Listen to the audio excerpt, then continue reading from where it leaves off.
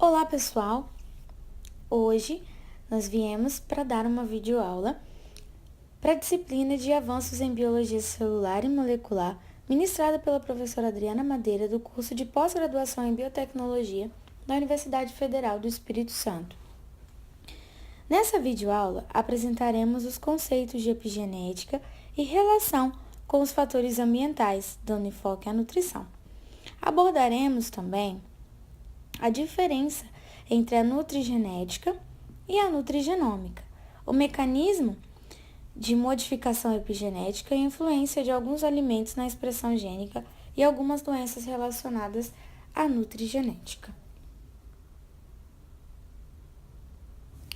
Iniciaremos a nossa aula conceituando a epigenética. Segundo Jean Bloch e Haas, 2009, epigenética refere-se à modificação química da cromatina ou DNA transcrito que podem influenciar a atividade gênica e expressão sem alterações na sequência de DNA. Ou seja, a epigenética refere-se a todas as mudanças reversíveis e herdáveis no genoma funcional que não alteram a sequência de nucleotídeos do DNA. O campo epigenético inclui o estudo de como os padrões de expressão são passados para os descendentes, como ocorre mudança de expressão espaço-temporal de genes durante a diferenciação de um tipo celular e como os fatores ambientais podem mudar a maneira como os genes são expressos. Nessa aula, daremos enfoque nos fatores ambientais, em específico o fator nutricional, como um agente modificador da expressão gênica. As mudanças epigenéticas são fortemente influenciadas pelo ambiente. Alterações ambientais e climáticas, ataque de patógenos, prática de exercícios físicos, utilização de determinados fármacos, estado psicológico, consumo de drogas e álcool e tipo de alimentação são alguns dos fatores que podem acarretar em mudanças epigenéticas. Por consequência dessa ampla variedade de interferentes ambientais, a epigenética está intimamente relacionada com o aumento de variabilidade fenotípica dos indivíduos, resultando em relevante importância para a evolução das espécies. Destacamos o fator nutricional como um modificador da expressão gênica, uma vez que os nutrientes e os compostos bioativos de alimentos, os CBAs, presentes na dieta podem provocar a metilação do DNA, modificar estonas e remodelar a cromatina, e dessa forma alterar a expressão de genes. Essas alterações epigenéticas podem afetar processos fisiológicos e patológicos no corpo humano. Outro importante ponto a ser destacado no estudo da epigenética e sua relação com o fator nutricional é a diferença entre os conceitos de nutrigenética e nutrigenômica. A nutrigenética estuda o efeito da variação genética na interferência entre dieta e doença, com o objetivo de gerar recomendações dietéticas, considerando o risco e benefícios de dietas específicas ou componentes dietéticos para o indivíduo, de acordo com suas características genéticas. Já a nutrigenômica estuda a influência dos nutrientes sobre a expressão dos genes, que permite uma melhor compreensão de como os componentes alimentares afetam as rotas metabólicas e a homeostasia. A interação gene-nutriente tem demonstrado através de estudos estar em constante atividade, desde a fase de concepção até a vida adulta. Algumas pesquisas de genômica nutricional têm demonstrado importantes associações de polimorfismos, como o consumo de nutrientes, como a gordura em especial. Na população geral, foi demonstrado que a ingestão de gordura é capaz de determinar o efeito de alguns polimorfismos, gene da lipase hepática e o gene da apolipoproteína, no metabolismo de lipoproteína, como mostrado nos dois artigos. A importância da nutrição na saúde não é uma ideia nova. Há mais de 2.000 anos atrás, Hipócrates, o pai da medicina ocidental, escreveu: "Deixe o teu alimento ser teu remédio." Atualmente, conhece-se uma variedade de alimento com propriedades funcionais ou seja, alimentos que, além das funções nutricionais básicas, produzem efeitos benéficos à saúde. Por exemplo, o consumo de alguns peixes e vinho tinto está relacionado à redução de riscos de desenvolver doenças cardiovasculares. Sabendo do conceito de epigenética relacionada à nutrição, vamos agora a um breve conceito histórico acerca do tema. Mas o que mudou desde a época de Hipócrates? O que mudou desde a época de Hipócrates é a nossa compreensão dos detalhes de como a nutrição afeta a nossa saúde. Até recentemente, os investigadores tinham uma compreensão bastante geral dos aspectos. Os pesquisadores estão adquirindo mais conhecimento em relação a quais alimentos ou compostos bioativos de alimentos, os CBAs, e de que maneira podem interagir com o nosso organismo, promovendo então a saúde. Parte desse conhecimento foi possível por meio da conclusão do projeto Genoma Humano em 2003.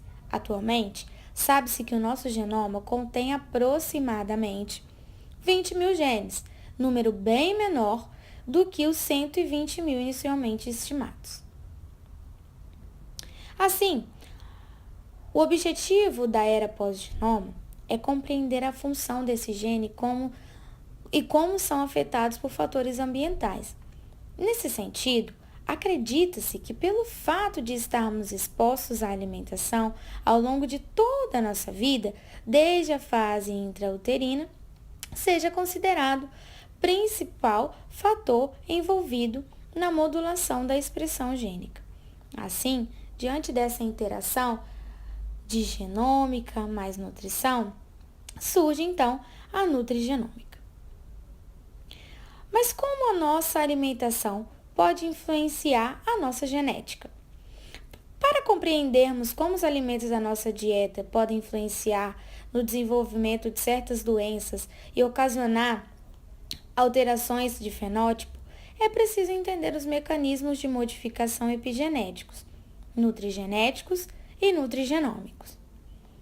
Os principais mecanismos de modificação epigenética são a metilação do DNA, modificações pós-traducionais de histonas e a ação de RNAs não codificantes e atuam de maneira geral como ativadores ou inibidores da expressão gênica.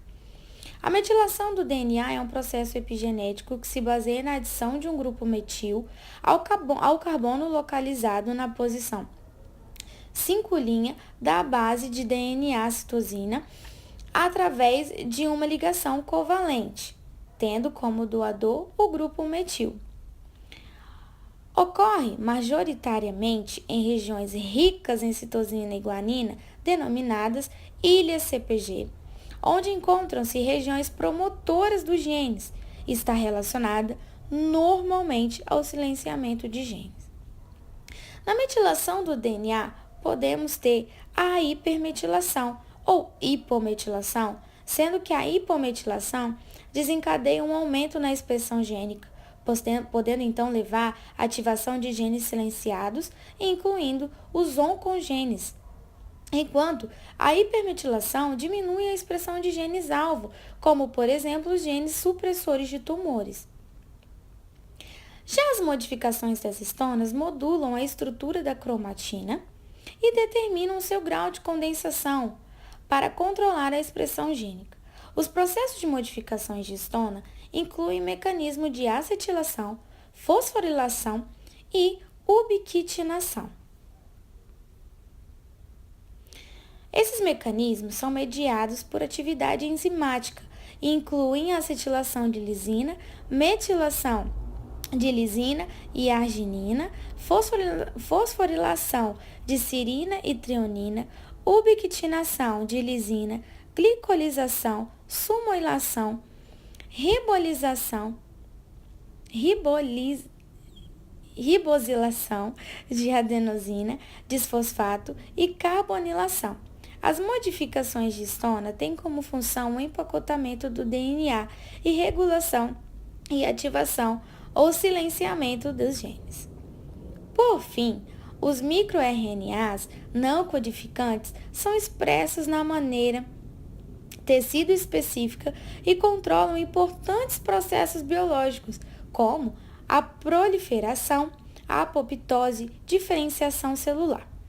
Eles regulam a expressão gênica através do silenciamento dos genes-alvo, através do mecanismo de RNA de interferência, onde ocorrem o bloqueio da tradução e a degradação do RNA mensageiro-alvo, além da ação bloqueadora da transcrição.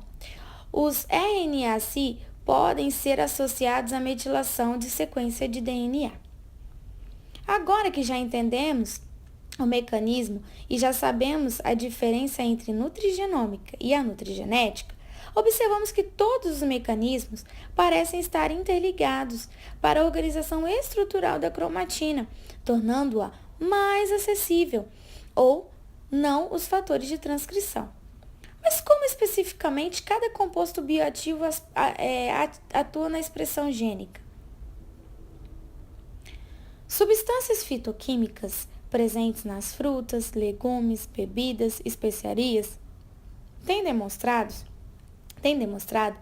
que podem ser alvo de vários fatores epigenéticos, como o DNMTS, DNA metiltransferase, e o HDCA, histonas desacetilases, que podem ser úteis no tratamento de várias doenças. Existem vários micronutrientes que interferem na metilação do DNA, como folato, metionina, colina, betaine e vitamina B12. Estes são os doadores de grupo metil, podendo afetar a metilação do DNA. Vários polifenóis têm demonstrado potencial como inibidores de DNMT e capacidade de inverter o silenciamento induzido por metilação e reativar a transcrição dos genes supressores de tumor. Alguns exemplos incluem a esgigalocatequina, galato, o chá verde, que tem capacidade de alterar direta ou indiretamente os padrões de metilação, inibindo então a atividade enzimática dos NMTS. A genisteína, presente nas sementes de soja, que está envolvida na regulação da transcrição dos genes através da modificação epigenética, incluindo a metilação do DNA e modificação das histonas. Ácidos cafeico, encontrado no café, que afetam a biodisponibilidade do SAM, além de atuar como um doador do grupo metil necessário para a metilação. Resveratrol, encontrado nas sementes de uva, mirtilos e amoras demonstram atividades inibitórias sobre o DNA metiltransferase, entre outros exemplos. Os polifenóis, além de terem a capacidade de alterar a metilação do DNA, conseguem regular a expressão gênica através de modificação de histonas, apresentando potente ativação das histonas acetiltransferase e atividade inibidora de HDAC, ou histonas diacetilase.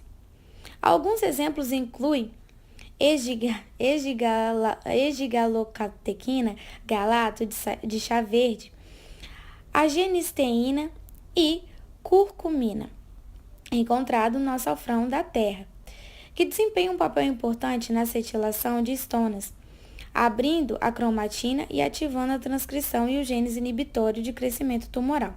Já os fitoquímicos, como a genisteína,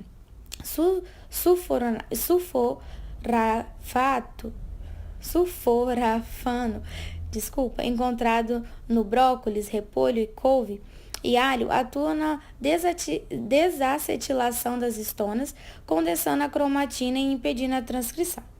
Por fim, vamos apresentar algumas doenças relacionadas à nutrigenética.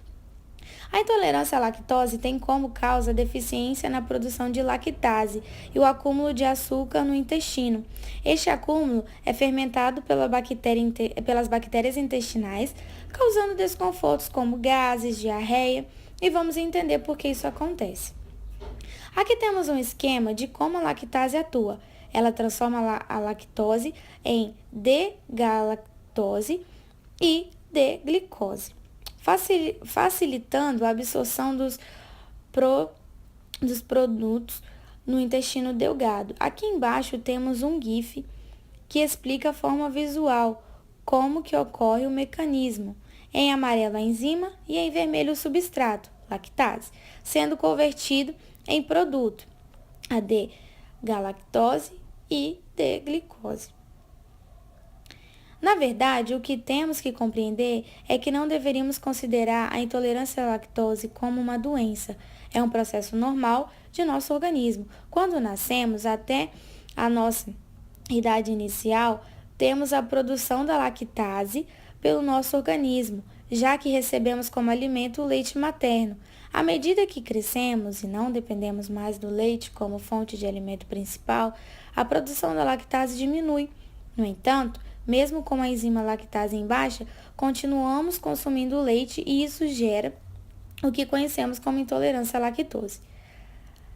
Labre e colaboradores realizou uma investigação sobre a população mundial e percebeu que alguns possuíam intolerância à lactose e consumiam leites sem apresentarem efeito algum. Isso chamou a atenção de pesquisadores que levantaram hipóteses sobre o que estava causando a resistência ao leite.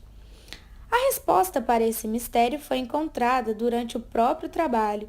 A resistência era causada pelo polimorfismo do nucleotídeo único, encontrado no intron 13 do componente do complexo de manutenção do cromossomo 6.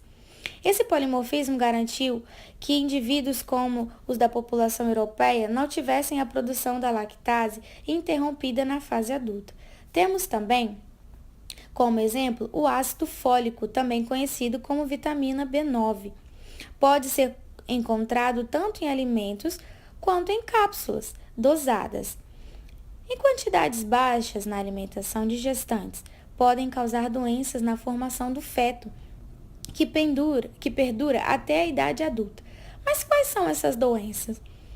Aqui colocamos um quadro que apresenta as doenças prevenidas pelo ácido fólico no organismo humano, como saúde do cérebro, prevenção de problemas cardíacos, o sistema nervoso do feto, prevenção da anemia, fortalecimento do sistema imune e a prevenção do câncer. Segundo o jornal Ciência da USP, a ingestão diária de 400 microgramas de dessas vitaminas podem reduzir em até 75% de malformação no tubo neural do feto.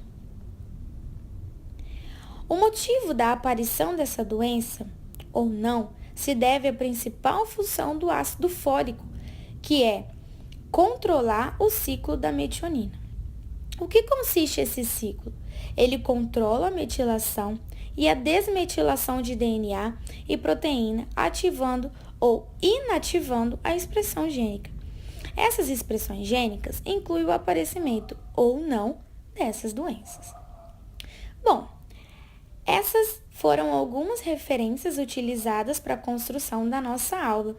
Espero de verdade que tenham gostado. Peço desculpa por algo que não tenham entendido e obrigada por assistir. E desculpem alguns momentos de gagueira, mas muito obrigado por assistir esse vídeo.